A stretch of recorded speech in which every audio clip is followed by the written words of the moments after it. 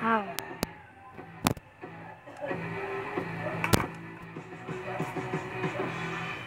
Ako si Buster. Knockout naman.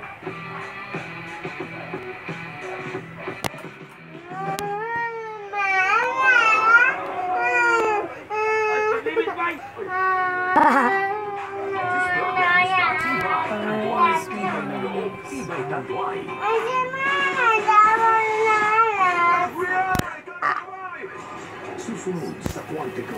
Gusto mo malaman bakit binomba ni Paris ang Grand Central?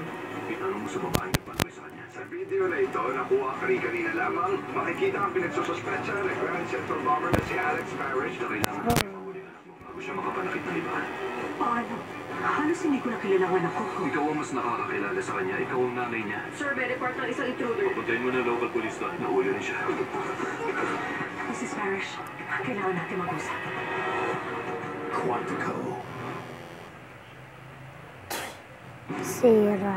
Meron silang problema mas malaki pa sa opisina ng lawyer. Nagkabantay. Yung terrorism, baka may sikreto yung bomber na ayaw niyang lumabas. At pasasabuhin niya.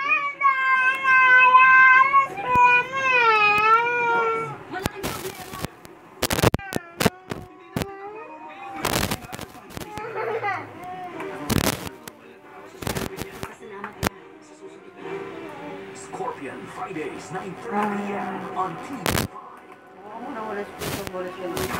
This program is brought to you by Smart. Watch the games in 360-degree view with Smart 360. Wala, pag di ka rin nakapaglaro. Ito na nga, patuloy na pagtutok ng inyong Sports 5 dito sa 2017 Siaba Championship Tournament. At dito pa rin tayo sa loob ng Smart Araneta Coliseum at ang main event ng ating day number 5, ang ating sariling Gilas Pilipinas, who's already spread Isa lang lamang. the first half of our schedule Ang hina talaga ng Myanmar, oh. kontra sa mainit nating kalaban na Thailand. Hello, everybody. Pilipinas lang nakakaabot ng 100 points. Ang inyong likod, makakapagpuan natin magdawag si Jason Webb. Like to be here to do it. Now today, yung labanan natin yan, you have to say that Gano'n rin gagawin natin. historically a team that has competed with the Philippine team. But so far, although they have competed, hindi naman ito masyado nakakuha ng panalo sa atin. Sobrang dalang. Halos hindi mo nga maaalala kung kailan huling nanalo sa atin to. But there's Oh, come one on. team that's supposed to give us a slight scare. Nagigil ng makatigil ng panalo.